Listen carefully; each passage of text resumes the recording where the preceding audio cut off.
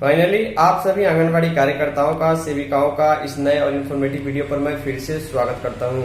Video को शुरुआत में आप लोगों से रिक्वेस्ट करूंगा कि वीडियो को अधिक से अधिक आप लाइक जरूर कीजिएगा, क्योंकि फिर से एक नए जिले में सेविका से महिला पर्यवेक्षिका बनने के लिए ऑनलाइन आवेदन का डेट आ चुका है। किस कैटेगरी में कितनी सीटें हैं वो आ चुका है, कौन कौन से डॉक्यूमेंट करना है और क्या क्या चीजें करनी है वैकेंसी के लिए, इसका डिटेल आ चुका है। इस वीडियो में आगे हम आपको दिखाएंगे कि किस प्रकार काफी दिनों से जो कमेंट आ रहे थे कि पश्चिम चंपारण बेतिया जिले में सेविका से महिला पर्यवेक्षिका के लिए बहाली के लिए फॉर्म कब आएगा। फाइनली फॉर्म का डेट आ चुका है, नोटिफिकेशन आ चुका है। 6-7-8 दिनों के बाद फॉर्म भरना भी शुरू होगा। मैंने आपको समय से पहले जानकारी दी, इसलिए वीडियो को लाइक कीजिएगा। अन्य जिलों की सेविकाएं अपना नाम नीचे कमेंट कर सकते हैं। मैं उम्मीद करूंगा उन जिले में भी जल्द से जल्द वैकेंसी आएगी, क्योंकि 36,000 रुपए के आसपास जो है महीने का महिला पर्यवेक्षिका को मिल जाता है। चलिए चलते हैं लेटर की ओर। तो फाइनली आप सभी सेविका इस वीडियो को बहुत ही ध्यान से देखिएगा, क्योंकि हर बार और हर वीडियो में मैंने आप सभी को ये बताया है कि वर्ष 2025 में, यानी कि इस वर्ष विधानसभा चुनाव की आचार संहिता लागू होने से पहले, यानी कि जून जुलाई तक बिहार के लगभग सभी जिलों में जहां भी सेविका से सुपरवाइजर वैकेंसी अभी तक नहीं आई है, आ जाएगी। आप लोग अपना कागजात, अपना डॉक्यूमेंट तैयार रखें। देखिए, पश्चिम चंपारण जिले से भी कई सारी सेविकाओं का लगातार कमेंट आता था कि अतुल जी हमारे ज़िले में वैकेंसी कब आएगी। फाइनली पश्चिम चंपारण जिले के डीपी ऑफिस से, जिला मुख्यालय से लेटर जारी हो चुका है। जो महिला इस ज़िले में सेविका है और 10 वर्ष से काम कर रही हैं, उनको एक्सपीरियंस के आधार पर एलएस के लिए फॉर्म भरने का प्रोसीजर जारी हो चुका है। डेट आ चुका है, वैकेंसी का डिटेल आ चुका है कि इस कैटेगरी में कितनी सीटें हैं। हम आपको पूरी जानकारी देंगे। इस वीडियो को पश्चिम चंपारण जिले की सेविका, बेतिया जिले की सेविका अपने व्हाट्सएप ग्रुप में जरूर शेयर कीजिएगा। इस वीडियो को अधिक से अधिक लाइक कीजिएगा। कोई क्वेश्चन कमेंट तो नीचे भी लिख सकते हैं। देखिए, पत्रांक 25 है। आईसीडीएस डीपीयू पश्चिम चंपारण बेतिया के द्वारा जो है जिला सूचना एवं विज्ञान पदाधिकारी पश्चिम चंपारण बेतिया को 9 अप्रैल 2025 को लेटर जारी किया गया है। पत्र का जो विषय यहाँ पर मेंशन किया गया है, क्लियरली लिखा गया है कि सेविका से महिला पर्यवेक्षिका, ये सामान्य लोगों के लिए जनरल वैकेंसी नहीं है। यह वैसी महिला के लिए है जो 10 वर्ष से पश्चिम चंपारण जिले की सेविका है और महिला पर्यवेक्षिका बनना चाहती है। उनके लिए विज्ञापन प्रकाशित करने के संबंध में लिखा गया। महाशय, उपयुक्त विषय के संबंध में कहना है कि डीएम पश्चिम चंपारण बेतिया के द्वारा संचिका पर प्राप्त अनुमोदन के आलोक में सेविका से महिला पर्यवेक्षिका के रिक्त पद पर संविदा के आधार पर नियोजन के लिए ध्यान दीजिएगा। 21 अप्रैल से लेकर 20 मई तक शाम 5 बजे तक इस वेबसाइट पर जो है आवेदन जो है मतलब कि ये आवेदन करने की प्रक्रिया शुरू हो जाएगी। अब देखिए, यहाँ पर जो कविता रानी है पश्चिम चंपारण जिले की डीपी, उनका सिग्नेचर 9 अप्रैल का डेट देखने को मिल जा रहा है। नीचे हम आपको आते हैं, सारी चीज़ें दिखाते हैं कि आखिर जो है इस जिले में कितनी सीटें हैं वैकेंसी के लिए और कब से कब तक फॉर्म भरा जाएगा, क्या क्या चीज़ें लगने वाली हैं। देखिए, ये जो लेटर है लिखा गया है कि इतने दूर से हमको मतलब नहीं है, सिर्फ आपको इसमें यही समझना है कि जो महिला पहले से सेविका है और वो महिला पर्यवेक्षिका बनना चाहती है, उनके लिए ऑनलाइन आवेदन आमंत्रित किए गए हैं। और 21 अप्रैल से, जी हाँ, मैंने आपको लगभग 10 दिन पहले इसकी सूचना दे दी, 21 अप्रैल से फॉर्म भरना शुरू होगा और 20 मई 2025 तक ये फॉर्म भरा जाएगा। यानी कि पूरे 30 दिन, 1 महीने का समय दिया गया है। इस वेबसाइट पर जो इसका डिटेल जो है प्रदर्शित किया गया, नोटिफिकेशन डाला गया है।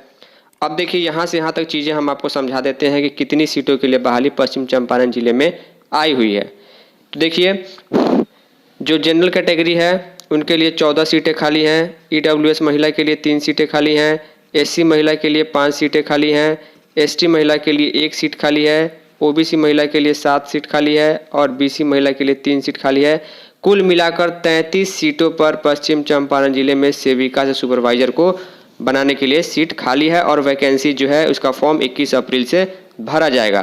तो इस चीज़ों को आपको ध्यान से देख लीजिएगा, कैटेगरी के अनुसार आप समझ लीजिएगा। अब देखिए, इस वैकेंसी में किसको किसको फ़ायदा मिलेगा। मान लीजिए कोई दिव्यांग है या फिर हैंडीकैप्ड है, उनको मिलेगा। या स्वतंत्रता सेनानी के पोता पोती नाती नातिनी है तो उनको जो है अलग से जो है आरक्षण देने का प्रावधान है। महिला अभ्यर्थी भारत की नागरिक होनी चाहिए, पहले से सेविका होना सबसे ज़्यादा जरूरी है। और वैसी महिला जो पश्चिम चंपारण जिले की रहने वाली है, अस्थायी निवासी हो, सिर्फ उनके लिए जो है ये वैकेंसी है। और संबंधित अनुमंडल से आपको अनुमंडल पदाधिकारी द्वारा आवासीय प्रमाण पत्र भी प्रस्तुत करना होगा। शैक्षणिक योग्यता हमेशा से वही रहती है, क्योंकि आज से लगभग 7-8 साल पहले जब वैकेंसी आती थी सेविका की तो मैट्रिक लेवल पर होती थी, तो कम से कम मैट्रिक पास होना जरूरी है। इसके अलावा जितना अधिक आपने जो सब्जेक्ट से पढ़ा हुआ है उसके अकॉर्डिंग जो है यहाँ पर क्राइटेरिया फुलफिल करती है तो इसका बोनस पॉइंट अलग से मिलेगा। अगर आपका चयन वर्ष 1 जनवरी को 10 वर्ष का काम पूरा हो जाता है तो 10 वर्ष की निरंतर सेवा के लिए आपको 10 अंक बोनस और उसके पश्चात सेवा के लिए 1 वर्ष के लिए 1 अंक जो है आपको दिया जाएगा।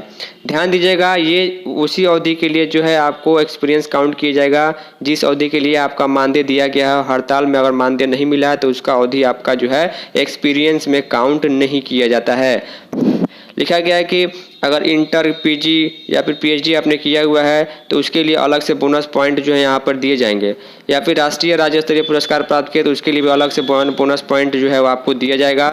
आवेदन समाप्ति के पूर्व ही जो आपका पूरा डॉक्यूमेंट आपके हाथ में होना चाहिए। मैं बार बार बोलता हूँ अपना डॉक्यूमेंट बनाकर रखने के लिए। इसके अलावा कैरेक्टर सर्टिफिकेट, SC ST महिला, माफ़ कीजिएगा, BC OBC महिलाओं के लिए नॉन क्रीमिलियर सर्टिफिकेट चाहिए और यहाँ पर जाति प्रमाण पत्र भी चाहिए। आपको ध्यान होना चाहिए कि जाति प्रमाण पत्र जो है किसी भी महिला के उनके पिता के एड्रेस से बनता है, पिता के नाम से बनता है, तो इसको आपको जरूर NCL बनवा लेना है अगर आप BC OBC की महिला है तो।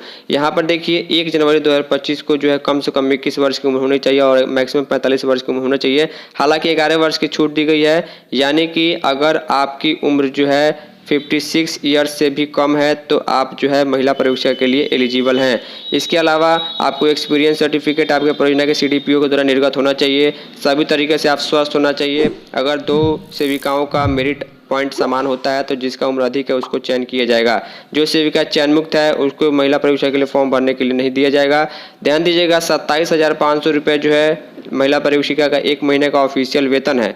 इसके अलावा 120 रुपये प्रति आंगनबाड़ी केंद्रों की यात्रा यानी निरीक्षण के लिए जो है उनको महीने का 9,000 रुपये जो है मिलता है। कुल मिलाकर 36,500 रुपये पश्चिम चंपारण जिले की सेविका को मानदेय पाने का मौका बड़ा यहाँ पर दिखाई दे रहा है। सारा डॉक्यूमेंट आपको ये करना है। उसके बाद जो भी डॉक्यूमेंट आपने ऑनलाइन आवेदन में जो डाला हुआ है उसका प्रिंट लेकर के, उसका फोटोकॉपी लगा करके, उसका सेल्फ अटेस्टेड करके जो है आपको रजिस्टर्ड पोस्ट से जो है DM पश्चिम चंपारण को भेजना होगा। जिला पदाधिकारी लिफाफे के बाएं ओर आंगनबाड़ी सेविका से महिला पर्यवेक्षिका पद हेतु आवेदन भी लिखना जरूरी है। हाथों हाथ आवेदन स्वीकार नहीं किया जाएगा। इसके अलावा बहुत सारी चीज़ें दी गई यहाँ पर। पश्चिम चंपारण जिले के DM दिनेश कुमार राय जी का सिग्नेचर और 3 अप्रैल का डेट। इसके अलावा DDC का सिग्नेचर, DPO का सिग्नेचर आपको देखने को मिल रहा है। तो डेट आपको याद रख लेना है। 21 अप्रैल से फॉर्म भराना शुरू होगा, 20 मई तक भराया जाएगा। सारा डॉक्यूमेंट आप रेडी कर लीजिए। पश्चिम चंपारण में वैकेंसी का डेट आ चुका है। उम्मीद करूंगा आप अन्य जिले की सेविका होंगी तो अन्य जिलों का भी डिटेल में लाने की कोशिश करूंगा। फाइनली इस इन्फॉर्मेटिव और यूजफुल वीडियो में इतना ही। धन्यवाद।